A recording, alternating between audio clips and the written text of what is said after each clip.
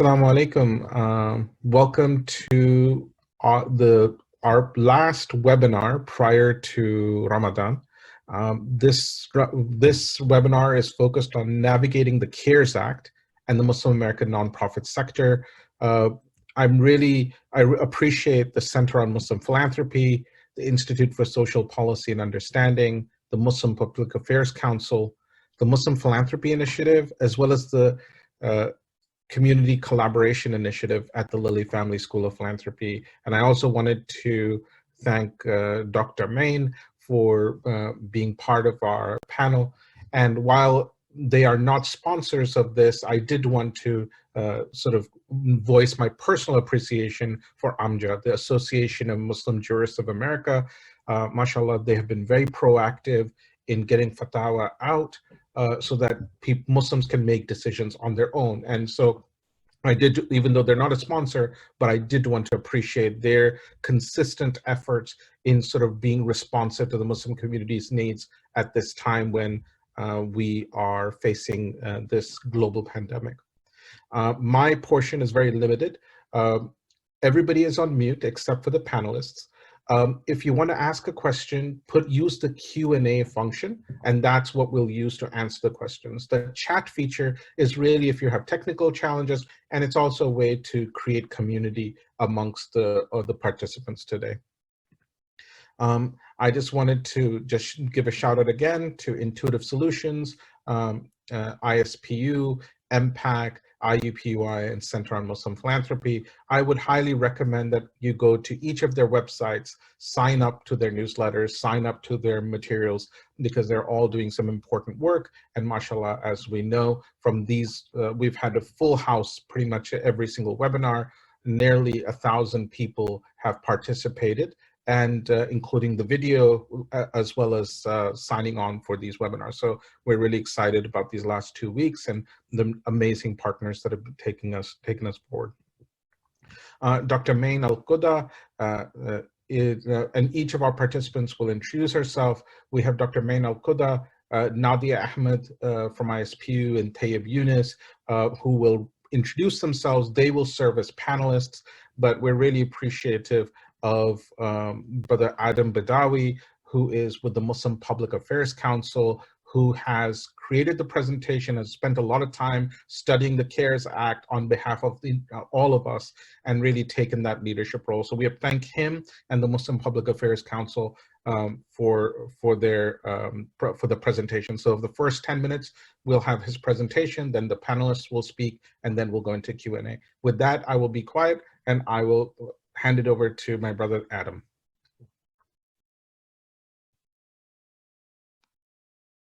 Yeah, let me unmute myself. Thank you so much, Sharik, and yeah, no, I hope to be, a resource for everybody on this call as to what's offered in the CARES Act.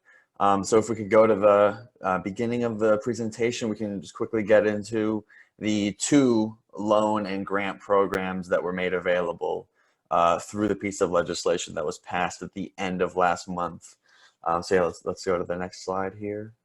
So the first thing I want to cover as a to kind of prefigure the conversation on the loan programs is just what happened after the health and economic consequences of the coronavirus outbreak have really taken hold. So I've read that we have a perfect storm, if you want, of obstacles to securing funding.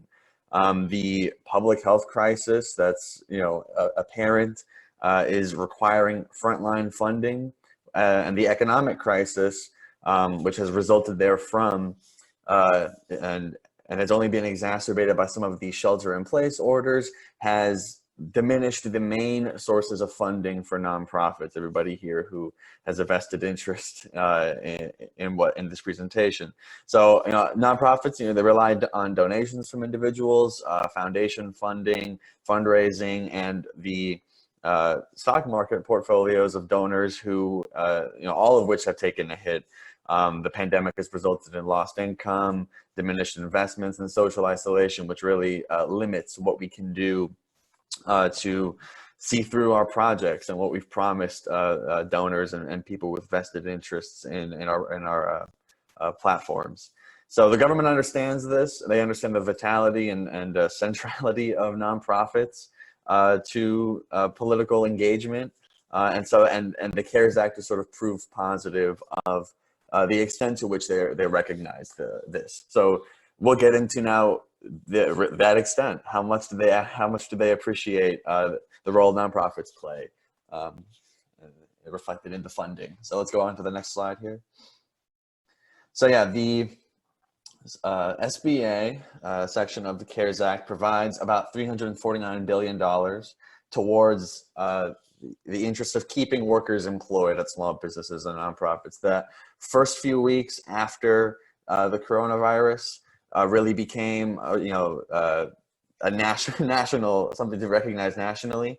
There was some insecurity as to, okay, what's going to happen to the employees we currently have? Are we going to have to have furlough some, make some part-time, lay off people, God forbidding. So this is the extent to which they've recognized that. And it appears as though the increased demand, the really unprecedented demand for this loan program is going to necessitate an additional $250 billion into that program, which now looks like it will pass. The Treasury Department suggested it, and Democrats and Republicans are sort of coalescing around that number. So expect everything I say in this presentation to be more readily available as well. So the two loan programs made available include the Paycheck Protection Program and an expansion to an existing loan program, the Economic Injury Disaster Loan program. So let's go on to the next slide, and I'll take them each in turn. So the PPP and EIDL, here's a table of some relevant differences. The remainder of this presentation will expand on these in some detail, but just to put on some of the relevant differences. First off, the PPP sets a cap of the amount that nonprofits can apply for in terms of loan funding at the lesser of $10 million, or 2.5 times the average monthly payroll costs of those firms. Those firms being 501c3s with fewer than 500 employees. For any loan granted through this program, there's a 2.75% interest rate and a 30-year maturity. I know that this is relevantly different from the for-profits who can apply for loans through this program. I think the interest rate for them is 3.75. And so there is the possibility under this program for loan forgiveness, and I have just in this table based on specific requirements, which we'll go over later on in the presentation. The EIDL, firms can apply for up to $2 million through this program of a loan. It's eligible for private nonprofits with fewer than 500 employees. This is a relevant difference from the PPP in that obviously firms can be classified as either private or public trusts. Through the EIDL, loans granted there's a 2-year maturity rate on those loans at a 1% interest rate. Now, through the EIDL, there is no possibility of loan forgiveness for loans granted through that program. However, there is for any organization that is awarded a loan through this program, there's a $10,000 advance, which is effectively treated as a grant, so you do not have to pay that one back. Okay, so now I think we'll start with the PPP first. So let's go on to the next slide here. Okay, so as I said before, the Paycheck Protection Program is available for 501c3 nonprofits with 500 or fewer employees, with the terms already discussed. So the requirements for loan forgiveness are basically in line with the ostensible purpose of the loan program. So if employee wages are maintained for 8 weeks after origination of the loan, and the money awarded through the program is used for payroll, rent payments, mortgage interest payments, or utility payments, then there's a very strong likelihood that the loan will ultimately be forgiven. An additional requirement is that 75% of the loan be used for payroll. The remaining up to 25% of the remainder of the loan be used for those other considerations.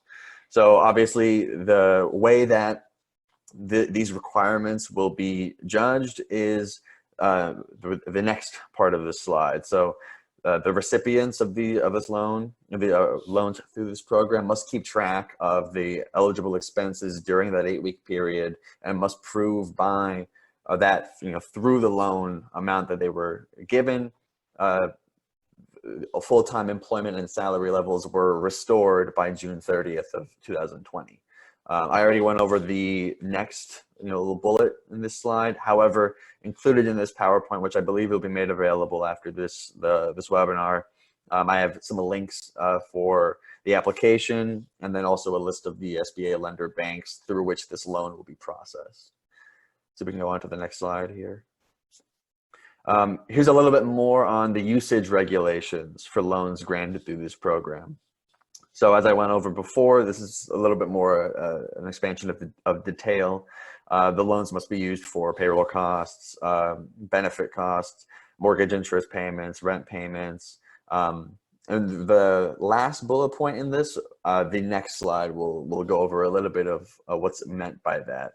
Here's a little bit also though on what the loan is not to be used for. So it cannot be used for independent contractor pay, nor can it be used for reimbursement or restoration of salaries for employees with principal residences outside of the US. So let's go ahead to the next slide to go over this. Oh, sorry. This next slide is about application information. So for those who are going to be applying for loans through this program, this is a list of some of the documentation you might need in order to apply. And then also through the links that I mentioned in a couple slides ago, this information with some expanded detail is also available. So yeah, let's go to the next slide here. So yeah, this is the expanded EIDL and emergency grant program. I know earlier I alluded to an expansion of what was meant by that last bullet point. Now I'm remembering that it's at the end of the slide, so just bear with me here. So this is the expanded EIDL and emergency grant program. Functionally what's going on here is an expansion of the already existing EIDL program. So this now includes more for-profit entities, there's looser credit standards and a more rapid grant process. All charitable nonprofits, including faith-based organizations that were in operation prior to January 31st of this year, are eligible to apply. I've seen some interested parties ask, okay, is the government the guarantor or provider of these, or are banks the provider? That's what this bullet point here attempts to answer. The banks are the loan processor of these normal EIDL loans, and the same in this emergency program as well. And so here's information already referenced: the maturity of the loan, and the interest rate, and the $10,000 advance. And just as in this slide on the PPP, here's links to the application for this loan program. So we can go to the next slide here. And a little bit on the usage regulations. As I said before, the $10,000 advance will be treated as a grant. It will be functionally forgiven. And any amount above that $10,000 that's granted or loaned will function as just that, a loan. So the funds must be used for paid sick leave, meeting payroll, and any increased costs as a result of the health and economic consequences of the coronavirus, mortgage payments, debt services, and then here's a little bit more information on what funds cannot be used for. And as it says here, the covered period is from that January 31st number towards the end of this calendar year. So we can go to the next slide, and I believe, okay, here we go. The long-awaited slide on the potential conflict between the PPP and EIDL. So some have asked straight up if using funds from one impacts your ability to use or apply for funds through another. I'll attempt to answer that in this slide. So nonprofits can apply for both PPP and EIDL. Even if you had received a normal EIDL loan from the January 31st number or date to April 3rd, which is just the date that the PPP loan program became available, you can still apply for loans through the PPP. However, EIDL and PPP must be used for different purposes.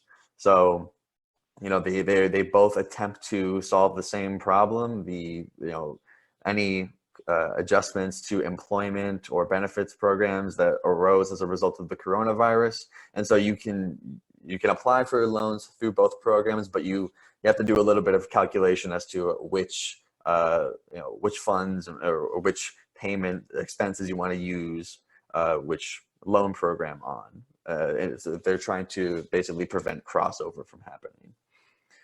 And so yeah, this is a little bit of a cleanup on maybe the function of the $10,000 advance. So if you're awarded that, it will be deducted from the loan forgiveness amount of the PPP loan. So an example of this would be, basically, it'll function as one a loan program basically. So you can imagine applying for the $10,000 through the EIDL, and then the let's say 150,000 through the PPP, and so you'll have the $10,000 grant. Let's say you get the loan forgiven from PPP, you'll only get 140,000.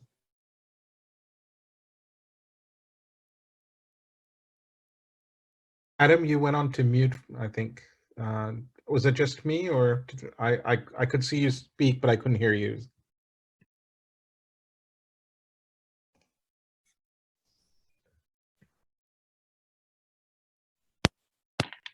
Perfect. I think now we can hear you. Okay. Perfect. Sorry, I apologize. No, you're fine. No, that's fine. So I'll recap the last bullet point, and anything else you guys can ask me in the FAQ. I don't want to take up too much time. So yeah, the $10,000 grant will basically be deducted from the loan forgiveness amount of the PPP. Let's go ahead and move on, and if there's questions on that point, I can go ahead and answer in the FAQ. And so yeah, this is the end of the presentation.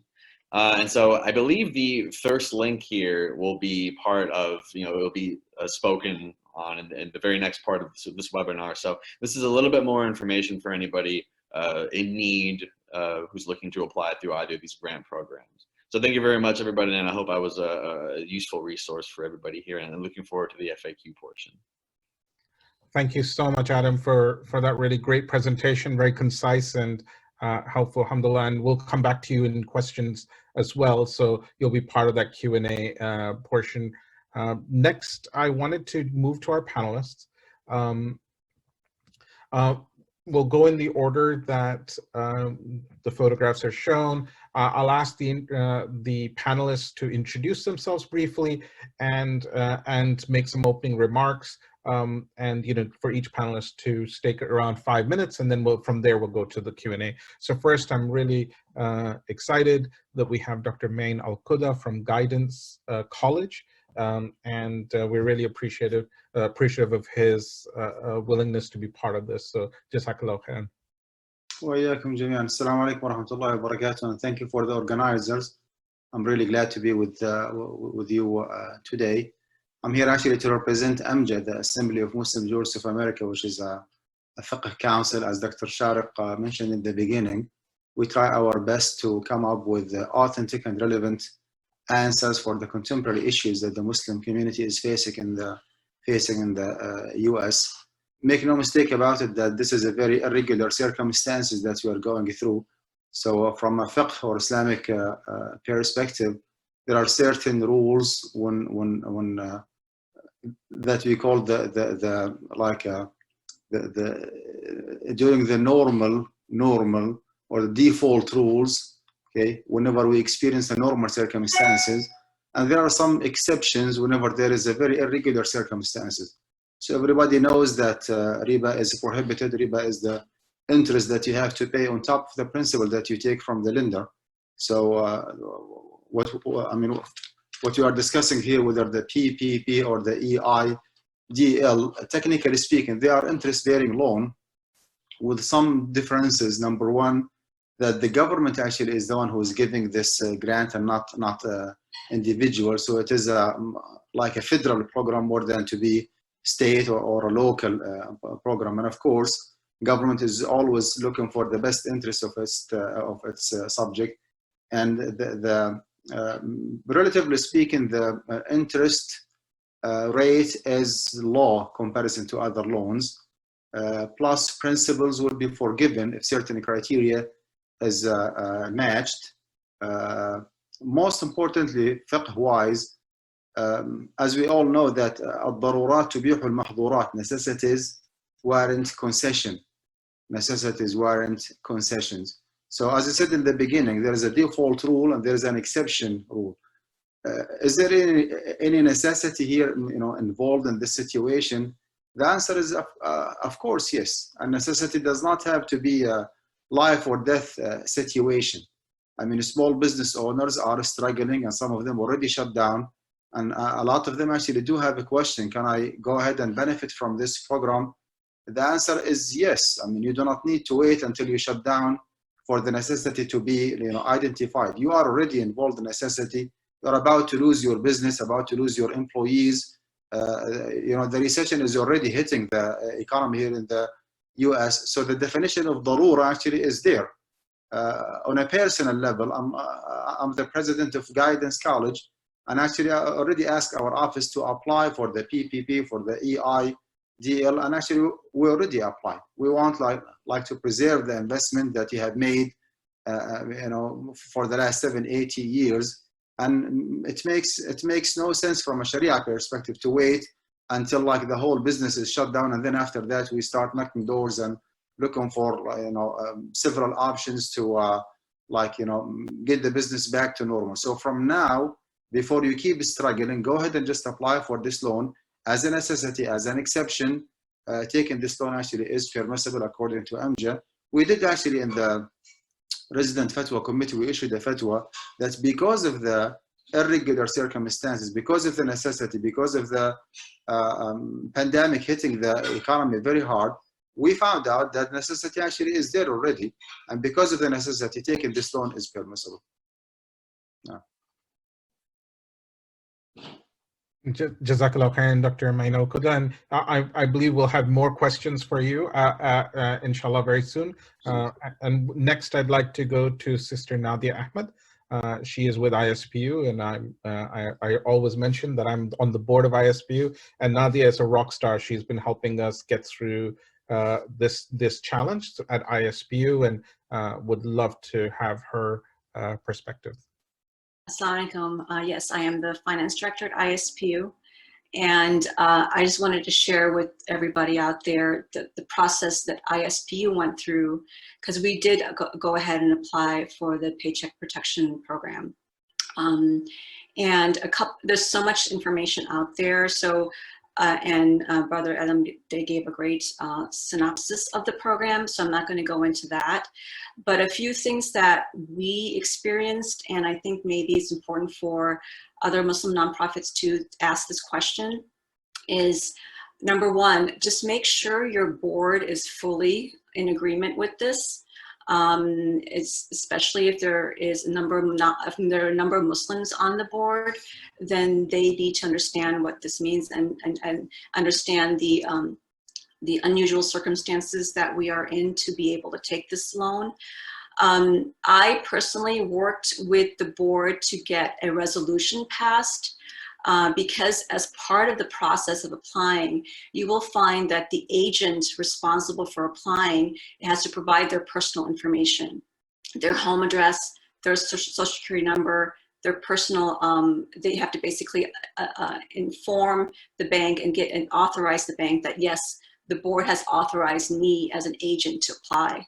So just making sure that the board has some type of a vote on this protects that agent who's applying, and just overall the board is fully aware of what's happening. So I would strongly recommend that to happen prior to applying. The other thing that we've also did with ISPU is we looked at the calculation of the loan forgiveness. You'll be calculating an amount that is the maximum loan. And then you're going to calculate what is the potential loan forgiveness based on the future expenses after the loan has been received. So what ISPU did is we actually applied for that forgiveness amount, not the maximum loan amount.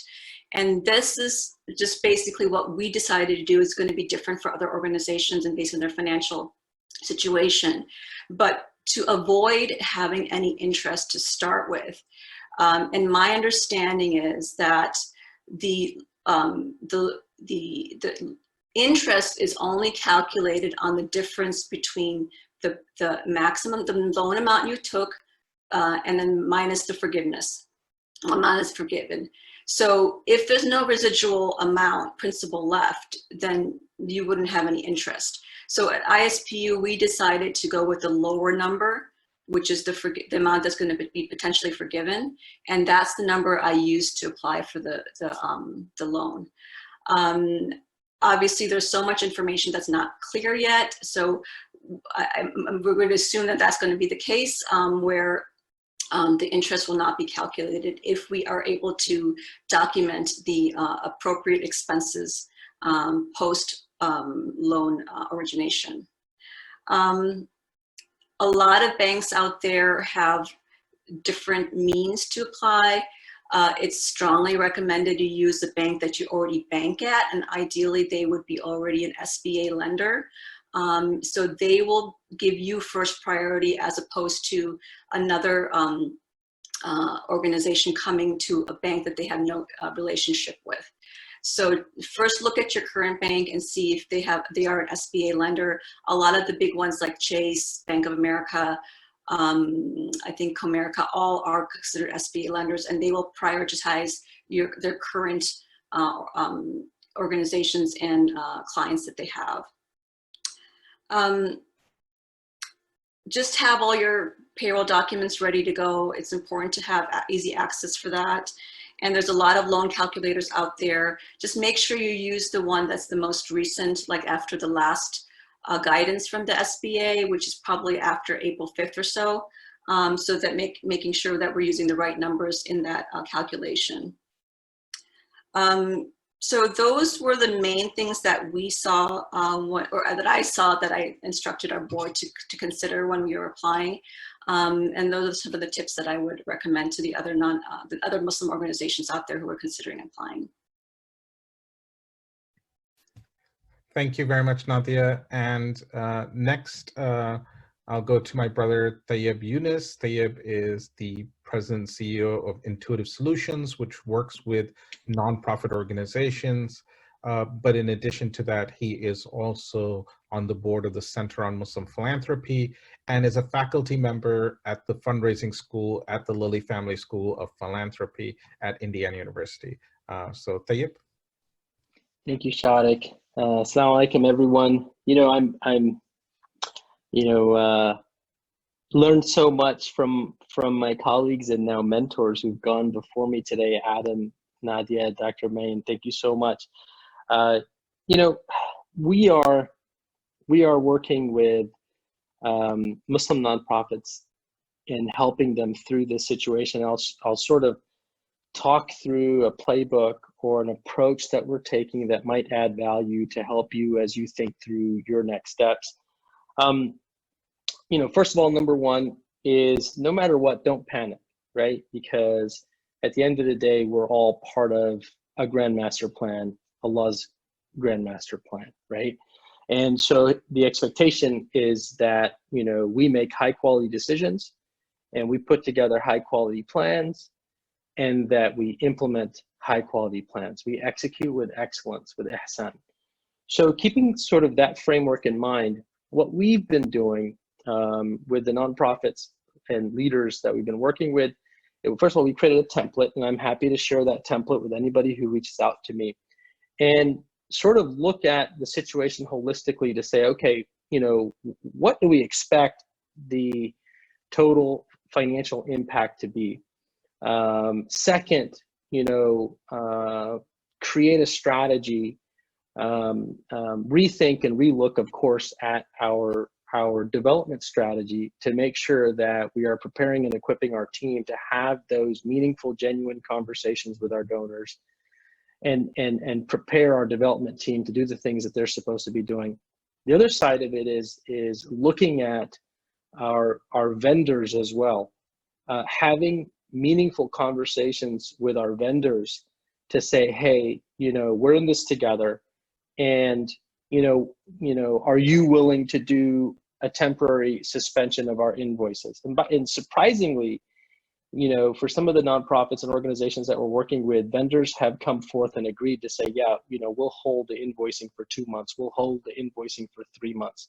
So on this tool that we have an overall strategy that we lay out, an overall financial need that we lay out, an expectation of where the financial gap is. The PPP is one piece to it. The EIDL is one piece to it. And sometimes we're finding that we're able to find solutions without having to use the PPP, without having to use the EIDL. Now, I'm not saying don't do it. For each of our organizations, we have gone ahead and applied for either or both. But there's opportunity if you look broadly and you're able to put together a complete and holistic strategy, looking at your staff, running the scenario across, which is, what does a 5% or a 10% reduction look like? What does a 10 or a 20% saving across all of our vendors look like? What does a 20 or 30% impact to our potential fundraising strategy through Ramadan look like, for example? And laying those different forecasting scenarios out before you move forward. And then now you're far more well informed when it comes to planning and organizing and preparing to complete your PPP application and your EIDL application. I was gonna echo, I wrote down one of the things is I'm finding out with some of the nonprofits that we're working with, as you're going through these applications, almost everyone stops as soon as it has that social security number field. And Nadia brought it up, and it's really, really, really critical and extremely important that there's a conversation that takes place and a decision that takes place in terms of who's actually going to be listed and fill that piece of information out. So I would just emphasize again the fact that it's very important that you do inform your boards, bring your boards along, and make sure that you have a board resolution or approval that's authorizing and moving this order. Not just authorizing, but everyone is informed and understands what's happening here. So there's no surprises later on, 3 months from now, 6 months from now, or a year from now, or when there's board turnover. Last thing you want is you haven't documented this decision well, and a year or two from now, somebody comes along, a donor, a major donor, or a new board member, and they're like, wait a second, why do we have this interest line on the books here? Wait a second, why do we have this loan, this tiny interest-bearing loan here? Right? Of course, people would know if they're living right now that it's related to COVID, but you want to have that appropriately documented. All to say, start with the big picture. Don't hone in on a tactic and build a strategy around just one goal. Think about your organizational objectives and line up your goals that help you achieve those objectives. Make sure you inform all stakeholders, all board members appropriately of what we need to achieve, how we're going to achieve it, what the PPP and what value the PPP program, what value the EIDL program adds to achieving this objective, and make sure it's communicated, everyone understands it. And then I guess the last piece is just make sure whoever's agreeing to be on record with their social security number is also informed and agreeing. And that's also on paper, because you don't want them to come back later and say, hey, wait a second, I didn't agree to that. Thank you. Thank you so much, Tayyib. And so I'm going to ask all four of you. We have a couple of questions, and then a few more questions coming in, and then I'll ask those, and then we'll go to any additional questions. And I have some also that I've been asked in the past. So the first one, is there any benefit to applying for both EIDL and PPP aside from getting the 10K emergency grant right away. I know it will be deducted from the PPP amount. We don't intend to apply for a loan unless it's an emergency. We only wanted to apply for PPP because it's forgivable. And so I think because it's a strategy question, if you don't mind, Nadia, I'll ask you to answer that question. Sure. At ISPU, we didn't consider the EIDL at all because the main reason was because the PPP is forgivable. Our main objective was not to carry a loan at the end of the day. So that's the direction we went in. And that's the reason why our calculations were based on the projected expenses that we'll have. And that's the amount we used for the loan. Thank you. Anybody else wants to chime in on this? We have a few more questions, but I wanted to make sure I gave the panelists an opportunity if they had some additional things to add on. Okay. Next, what happens if I applied for more money than I should have? Will that negatively affect the forgiveness aspect of the loan? And if you don't mind, Adam, I'll throw that in your direction. Yeah, I'd say since the loan forgiveness will, that consideration will be made with respect to the expenses you can prove were impacted, your ability to, pay off them were impacted as a result of the coronavirus. So that on one side, and on the other side, your proof that the loans were used in the service of those payments, I think you can only get from that, then yes, it would negatively affect the forgiveness aspect of the loan you actually end up getting. Thank you. Anybody else wanted to add on? Please correct me if I'm wrong, but to my understanding, you will not be approved for more than 2.5 months of your payroll, the most recent payroll. So I really doubted that you will be getting money more than what is documented in your payroll. That of course is the other side of it, that there's a cap on how much you get back. So it's all constrained in those requirements. Absolutely. And if you dive into the materials, the loan application a little bit, it'll give you the specific amount of time, the time period that you can use. So you'll actually look at actual payroll data for your last quarter, and then that will inform what you're applying forward. So Dr. Main and Nadia, I know you've applied for those. Is that my understanding? Is that correct in terms of that specificity of what period of time that you can use in order to sort of project forward? The information I've seen is that it's basically a 12-month period. So it can be 12 months right before you apply, which is a combination of obviously 2019 and 2020, or it could be like the full 12 months of 2019. At ISPU, we use 2019 just because it's easier to pull those records. And in our situation, our maximum loan amount was more than the amount of the forgivable portion. So it just depends on the circumstances. You may have more employees back early in 2009 that kind of skewed the numbers where you have a higher loan amount available. And then things may have changed. So you have the option of those 12 months, whichever 12 months you use, and how you want to use it, and what kind of records you have available, easily available. Those are all things you have to consider. Absolutely. The other point I would say is that if you are a 12-month cycle, so then I think that's a really great strategy. But yesterday we did an impromptu webinar for Islamic schools who only have a 9 or 10-month schedule. So for them, if they applied based on a 12-month cycle, they would actually get less than what they need.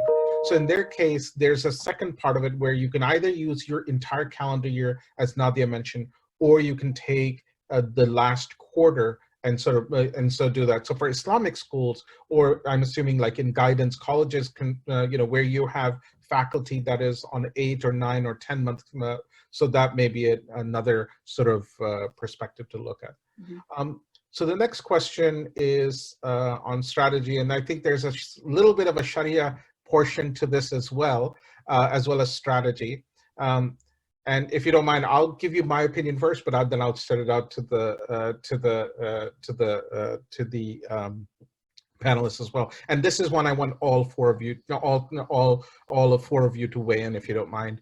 Our organization doesn't need the PPP loan financially, as we have a healthy cash reserve for 6 months, and we had a great Q1.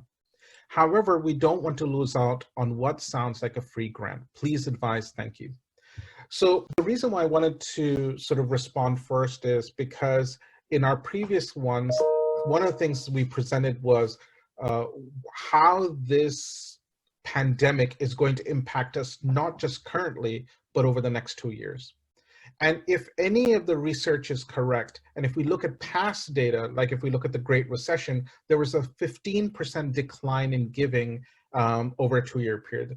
So many of the challenges of this pandemic you haven't felt yet, just because it's too soon. We know that immediately after the pandemic, there was an increase or spike in philanthropy. Anecdotally, we know that. But what's going to happen over a long period of time, and uncertainty is what the challenge is. And this isn't just being strategic. This is what the government did. The government came out with this stimulus up front in order to mitigate unknowable or unknown challenges that our economy is going to face, right? So they're stepping up, saying, this is what our best estimate is that we can help right now, and then let's come back and see what specific additional things we'll need to do. So my recommendation, just strategically, but I think there's a Sharia question also here, whether is that based on the uncertainty that economists, public policy, and the government is telling us, I think you should apply for the forgivable portion, like Nadia mentioned, and not exceed that. And what that will do is it will preserve your 6 months of cash reserves that you'll need. Just to give you one last example, I'm in Indiana. The state of Indiana has a cash reserve for the state, and they're keeping that because they don't know how they're going to have to dole that out, because already we're seeing decline in tax receipts and so on. So that's my recommendation, but I'm going to stop there. I've spoken more, but largely, if you haven't had a chance, go watch the video of our first webinar, which really talked about the economic and some of the other crisis models that we brought in, and that may help inform why I think that's the case. So with that, I'll go to Dr. Main first, and then I'll just go in the order that we've been using. So Dr. Main? Yeah. When it comes to applying for interest-bearing loan, I would highly recommend that the inquirer, the brother or the sister who sent the question, is to be careful and to be as conservative as possible. If he mentioned clearly that he does have enough cash for the next 6 months, my question to him before I pass a fatwa here, how the situation will be after 6 months. Is this loan, the PPP and the EIDL, will be available? Can you apply after 6 months? If the answer is yes, the application actually is open. There is no deadline. Whenever you feel that you will be harmed by the pandemic, you can apply. Then I would recommend that yes, do not apply for the time being. However, from a pure Sharia perspective as well, the darura or necessity does not have to be an existing one. If it is predicted one, and you can almost see it. I mean, you do have some data. Okay, for example, organization XYZ depends 90% on donation versus only 10% tuition fees, right? You do have enough cash for now. But what will happen after just a few months? I mean, you will be just running out of cash. So if the application for the PPP and EIDL is available for only a certain period of time, then and you are almost positive that you cannot run your organization without having cash from the government, then you can definitely apply from now. To be in the safe side, just keep it to the minimum. But if your answer is no, after 6 months I will be running out of cash, then it's completely different situation. Again, the darura or necessity, if it is not already existing, it is actually easily predicted. I mean, you can feel it. It's almost there. If that is the situation, then go ahead and just apply from now to avoid any unexpected, damage in your business or your organization. Jazakallah khairan, Dr. Main, and I think you answered in your remarks another question that was also asked for you. So Jazakallah khairan for answering both. I'll go to Nadia next. I think at ISPU, we were in the same boat. Alhamdulillah, we had enough cash on hand that it was not an extreme emergency to have this loan taken out or to apply for the PPP program. But Sharik, I think you mentioned that the forecast for future donations is going to be much lower. So again, we have a good portion of our budget based on individual donations. And at this point, we just don't know. With Ramadan being the way it is, virtual Ramadan for many of us, a lot of our donations come at that point. So again, we just don't know what the numbers will look like. So at ISPU, we decided to go ahead and apply because of those specific reasons. Thank you. Tayyib?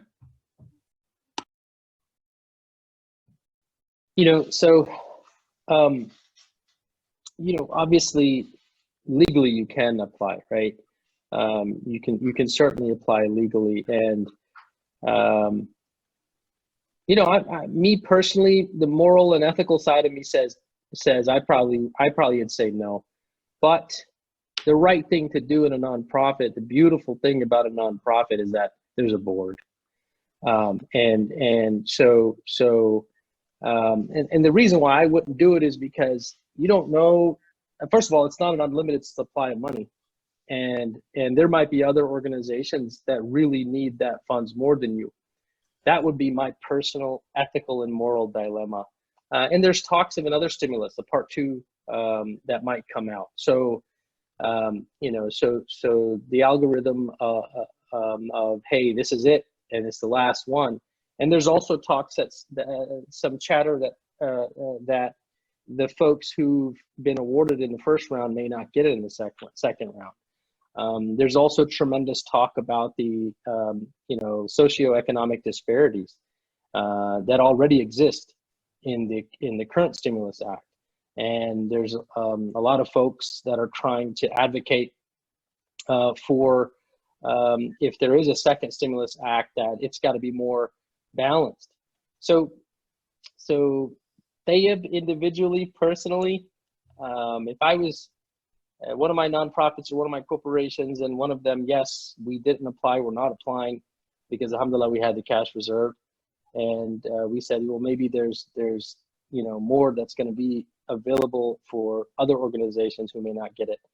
But again, as a process strategy, I'm a process driven person. I'm a strategy person. For me, and I believe in shura, right? This is something from our faith and from our religion, is to conduct shura. One of the things I like about nonprofits is you have a board. There are people there that have been put there through due process, some due process. And if you as a manager, an executive director, or a development director, you're running into what I call a decision dilemma, you can defer that, for guidance from the board, and give your opinion and let them decide on whether we want to take this position or that position. So that's where I'd go. And Adam, do you want to weigh in on whether they should or shouldn't apply? Yeah, I'll do it briefly because a lot of my comments do hew closely to those of the other panelists. On one hand, there is that consideration where it's a finite amount of money made available, and the government very austere when it comes to offering these sorts of programs. On the other hand, this isn't necessarily a just process of awarding the loans. Really, the ones who are able to get in the door first are the ones that are already more resourced and were able to, they had all that information squared away. They were able to consider the potential harm done to their balance sheet, and they had lawyers who were ready to take that next step and apply for a loan to the program. So that's what I would say. And that's where Dr. Mayan's comments come in. It's to definitely apply. You don't know when this type of program will be made available. Do so conservatively, because you have to heed the fact that there are organizations who are in need right now and are vying for the last of the remaining funds. I'll also just say that the loan you'll ultimately be awarded is contingent on your ability to prove need in the first place. So this isn't an abstract moral or philosophical question. It's still a real one that you will be awarded with respect to your ability to prove need in the first place. So hopefully that was helpful. Absolutely. So next question, and this one I'll come to you, Adam, first. If an organization's income is merely from return of stock investment, so basically they have an endowment or some of that, and that all their investment is coming from the stock investments, then can it claim that it was hurt from the decline in stock prices and thus qualified for forgiveness? And so my question is a broader one. Does the organization, for the forgiveness portion, have to show have to prove that they were hurt by the pandemic? I mean, yes. It's the specificities of this question are interesting. I haven't considered it from this angle, but I mean, that is the game, is proving harm in this regard as a result of the coronavirus, and that's a clear one.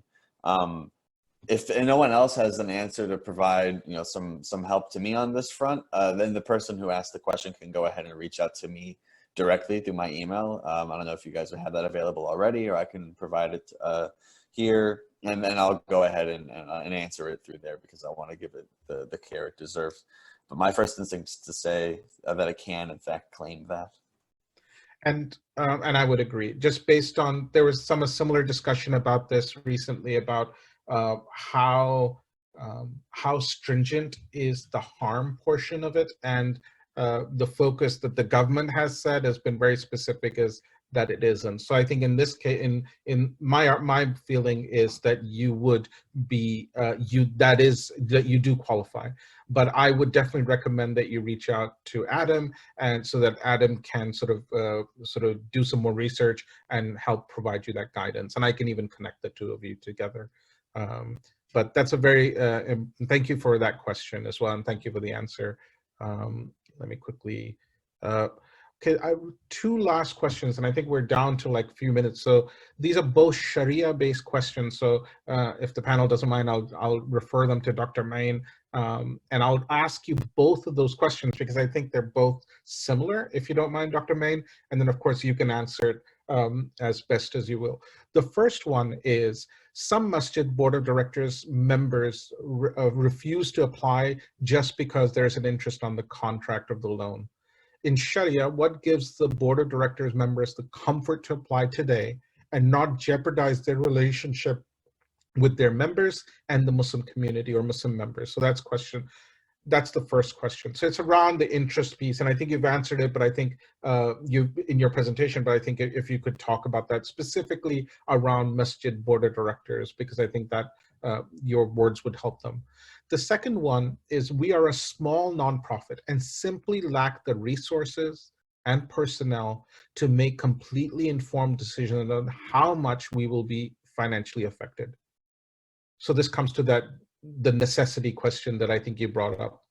The school and masjid foundation. So it's a school and a masjid foundation, and they basically they can't forecast in the future how badly they will be impacted by all of this. They've applied for PPPL, but the question is specifically to Dr. Main, does Dr. Main consider the permissibility for IEDL interest-bearing loan as applicable to all masajid and schools in the country, Or do we need to make our own calculations and figure out whether there's a necessity and then get a local fatwa, which we may not be able to predict on our own? And I think so. So my sense of it is on the second part, it's really about this issue of necessity. And not every organization has economic or management people that can actually think about forecasting and then come up with the necessity. So I'll leave it there, and I'll give the space to Dr. Main, who's the expert on both of these questions. Actually, what we have done in the Resident Fatwa Committee is to set some general guidelines and restrictions for the permissibility or the exception actually of applying for an interest-bearing loan. Yes, we need to make it clear that the PPP and the EIDL, both of them are interest-bearing loan, despite the fact that it might happen that you might receive money and the total amount that you pay back to the government is way less than what you have received. Very simple example, you were qualified for $10,000, and because you prove that you paid those $10,000 for the payroll, okay, you will be charged interest, but the principal itself will be waived. So you might end up paying the government back only $1,000. So the reality is that you have received $10,000 and you paid back only $1,000. If that is the case, then technically speaking, we ended up with having actually a grant more than to be an interest-bearing loan, because we all know that riba means the excess, the extra money that you pay on top of the principal. In this very particular scenario, you received 10 and you paid on the government only 1. So you ended up actually not having an interest-bearing loan. However, it does not negate the fact that from the beginning when you apply for an interest-bearing loan, because that waiver actually is stipulated with your compliance with the rules and regulations and limitations of this loan. When it comes to masajid, I do assume that all, or at least the vast majority of our masajid are 501c non-for-profit organizations. So they are eligible, and like for the PPP, for the EIDL. When it comes to fatwa, unfortunately, there is, as they say, there is no one size fits all. It has to be like, the fatwa has to be custom designed to fit the need of every single organization. I do assume that some of the masajid, they have enough cash, and up to a certain limit, they can predict, the future for the next 1 year. They have some mega donors, they have some waqf, some endowments, some rental properties. So even if there is no flow of cash within the next few months, they still can manage. If that is something actually predictable and they can, foresee in the near future, I would suggest that please do not apply for interest-bearing loan, because again, we are talking about very irregular circumstances. If your particular circumstances are very regular and you are financially stable, you have the luxury of running your masjid for the next few months, and you can, tap on the resources if you're like mega local donors, get the money that you need, then technically you are not even eligible to apply. Again, from a Sharia perspective, you are not even eligible to apply for interest-bearing loan. But my assumption is that the vast majority of our masajid and our Islamic schools, they depend actually significantly on donation. Islamic schools, 70% tuition fees, 30% donation.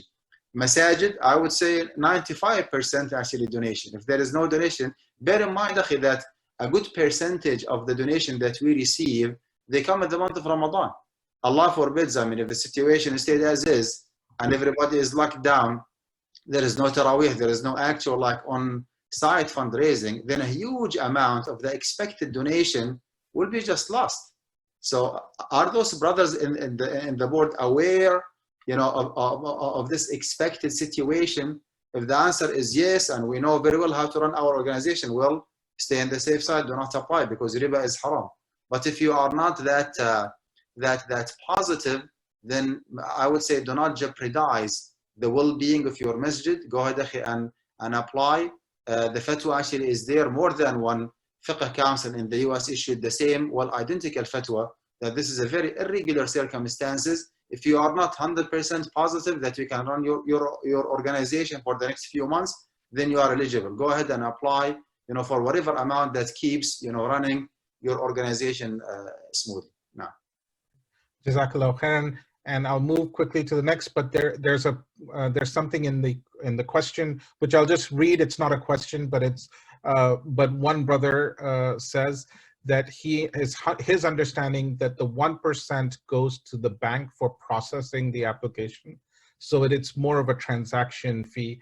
And if you look at a little bit of the discussion within the Senate and the House when they were negotiating this, initially the idea was for it to be an interest-free loan. The challenge was how to pay the banks to do that. And so it really became because there needed a big private enterprise to sort of manage the process of these loans through the banks, because people felt that if the government did it, it would have to go out and hire a ton of people.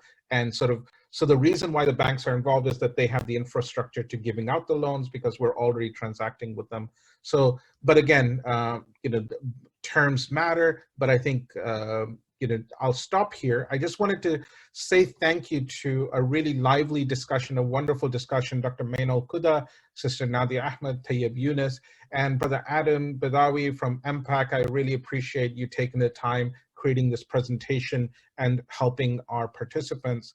I did want to do a shout out for ISPU. If you want to sign up for ISPU's newsletter, go to their their website, connect with them on social media. And what I would do is I would actually say, do that for everybody. I think do that for Guidance College. They're doing some interesting work. It's an important institution. You should learn about them.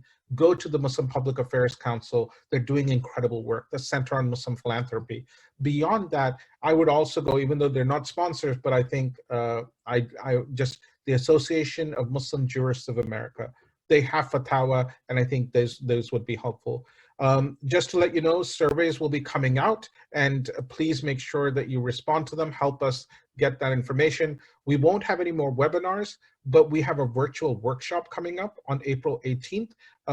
It's Achieving Your Ramadan Fundraising Goals, a playbooking session with the development and digital marketing team. So this isn't a big thing. It's going to be, it's a small 25 people. There's a fee for it, but it's only 25 people can attend this workshop. And basically the idea is to playbook and show you how to get through this Ramadan. And many of you already have your playbook, so you can compare notes, maybe you can help refine, or you can take on this playbook. And so the information about that will be coming out soon.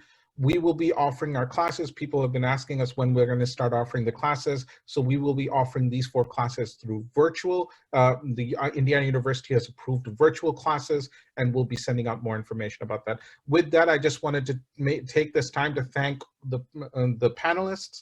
And I also wanted to thank the sponsoring organizations, and most importantly, want to thank also the participants, but most importantly, thank Allah subhanahu wa ta'ala that gives us the opportunity to sort of have these conversations and to be able to have a government that we can rely upon to help us through this. So Jazakallah khair, may Allah bless you all, and Jama Mubarak, and inshallah, I look forward to talking to you soon, inshallah. Assalamu alaikum. Alaikum salam. Thank you, Shariq. Assalamu alaikum. Thank you, everyone. Assalamu alaikum. Make sure you get some vitamin D, folks.